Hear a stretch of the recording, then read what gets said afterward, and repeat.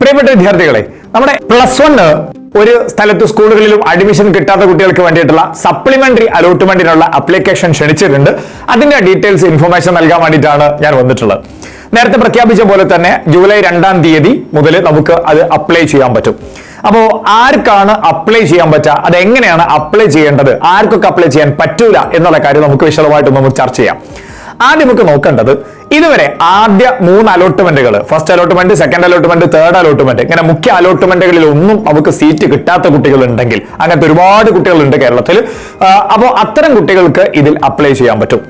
രണ്ടാമത്തെ കാര്യം എന്ന് വെച്ചാൽ, ഏതെങ്കിലും കാരണങ്ങൾ കൊണ്ട് ആദ്യ 3 അലോട്ട്മെന്റുകളിൽ അപ്ലൈ ചെയ്യാൻ കഴിയാത്ത കുട്ടികൾ ഉണ്ടെങ്കിൽ, ഇതുവരെ അപ്ലിക്കേഷൻ കൊടുക്കാത്ത കുട്ടികൾ ഉണ്ടെങ്കിൽ അവർക്കും പുതുതായിട്ട് അപ്ലൈ ചെയ്യാൻ പറ്റും.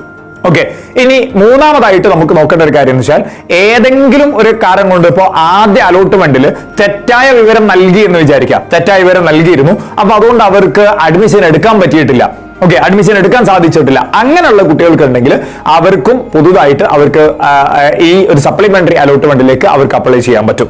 ഓക്കെ, ഇങ്ങനെ 3 ആളുകൾക്കാണ് ഇതിലേക്ക് അപ്ലൈ ചെയ്യാൻ പറ്റുക. ഇനി അടുത്തത് ആർക്കാണ് അപ്ലൈ ചെയ്യാൻ പറ്റാത്തത് എന്നുള്ള ഒരു കാര്യമാണ്. ഇപ്പോ ഓൾറെഡി ഏതെങ്കിലും ഒരു കോട്ടയിൽ, മെറിറ്റിലോ അല്ലെങ്കിൽ നമുക്ക് കമ്മ്യൂണിറ്റി കോട്ടയിലോ അല്ലെങ്കിൽ മാനേജ്മെന്റ് കോട്ടയിലോ മറ്റേതെങ്കിലും ഒരു റിസർവേഷൻ കാറ്റഗറിയിലോ ഒക്കെ നിങ്ങൾക്ക് അഡ്മിഷൻ ഏതെങ്കിലും സ്കൂളിൽ നിങ്ങൾക്ക് കിട്ടിയിട്ടുണ്ടെങ്കിൽ, അഡ്മിഷൻ എടുത്തിട്ടുണ്ടെങ്കിൽ, ആദ്യ 3 അലോട്ട്മെന്റുകളിലായിട്ട് നിങ്ങൾ അഡ്മിഷൻ എടുത്തിട്ടുണ്ട് എങ്കിൽ അവർക്ക് ഇതിലേക്ക് അപ്ലൈ ചെയ്യാൻ പറ്റുന്നതല്ല.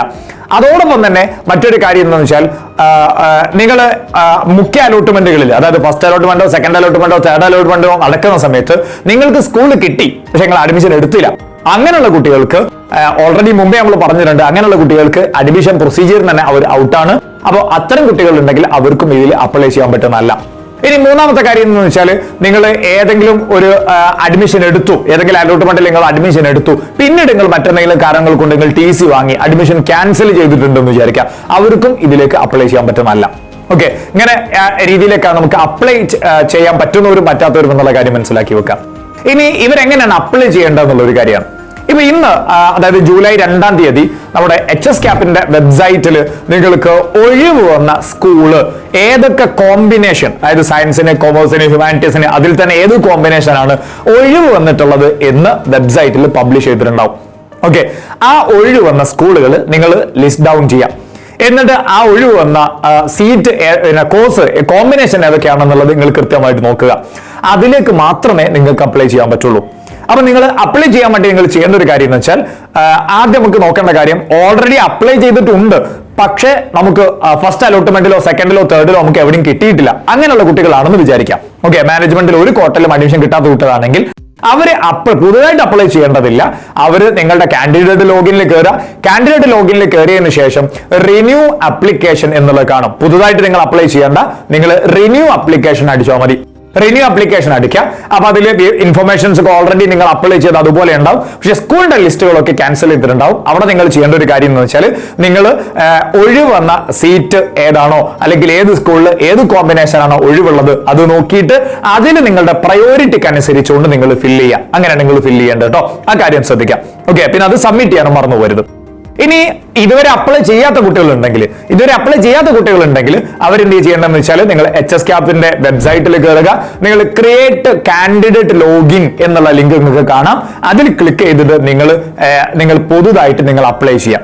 അപ്പോൾ നിങ്ങൾ അതിൽ ക്ലിക്ക് ചെയ്ത് നിങ്ങൾ രജിസ്റ്റർ ചെയ്തതിന് ശേഷം ദെൻ അപ്ലൈ ഓൺലൈൻ എന്ന് നിങ്ങൾക്ക് കാണാം. ആ അപ്ലൈ ഓൺലൈനിലൂടെ നിങ്ങൾക്ക് സാധാരണ ഫില്ല് ചെയ്യുന്ന പോലെ തന്നെ നിങ്ങളുടെ ഇൻഫർമേഷൻസ് കൊടുക്കാനുണ്ടാകും. അതോടൊപ്പം തന്നെ നിങ്ങളുടെ ഓപ്ഷൻസ്, ഏത് സ്കൂളിൽ എന്നുള്ള കാര്യങ്ങൾ കൊടുക്കാനുണ്ടാവും. അത് ഞാൻ നേരത്തെ പറഞ്ഞ പോലെ തന്നെ വെബ്സൈറ്റിൽ പബ്ലിഷ് ചെയ്തിട്ടുള്ള ഒഴിവുള്ള സ്കൂളിലെ ഒഴിവുള്ള കോമ്പിനേഷനിൽ മാത്രമേ നിങ്ങൾക്ക് കൊടുക്കാൻ പറ്റുള്ളൂ. ആ കാര്യം കൂടി ശ്രദ്ധിക്കാം.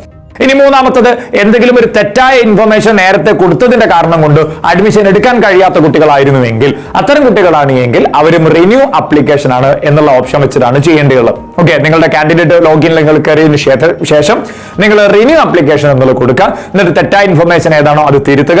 അതോടൊപ്പം തന്നെ നിങ്ങൾ സ്കൂളിന്റെ കാര്യങ്ങൾ കൂടി ഒഴിവുള്ള സ്കൂളിന്റെ രീതിയിലേക്ക് നിങ്ങൾ ചേഞ്ച് ചെയ്ത് കൊടുക്കുകയും ചെയ്യാം. ഈ രീതിയിലേക്കാണ് നിങ്ങൾ കൊടുക്കേണ്ടത്.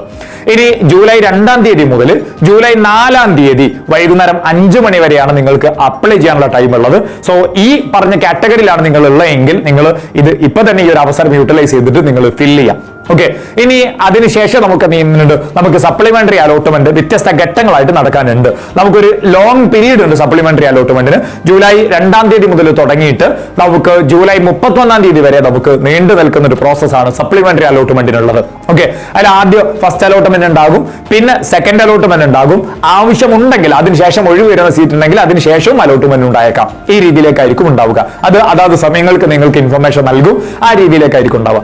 സോ നിങ്ങൾക്ക് ഇത് ആവശ്യമുണ്ടെങ്കിൽ നിങ്ങൾ എന്ത് ചെയ്യുക, നിങ്ങൾ ഇപ്പൊ തന്നെ അപ്ലൈ ചെയ്യുക. അതുപോലെ തന്നെ ഇതുവരെ കിട്ടാത്ത കുട്ടികൾ, ഈ പറഞ്ഞ കാറ്റഗറിയിലുള്ള കുട്ടികൾ നിങ്ങളുടെ ഫ്രണ്ട്സ് ആയിട്ടുണ്ടെങ്കിൽ അവർക്ക് ഷെയർ ചെയ്യുകയും ചെയ്യാം. So thank you all.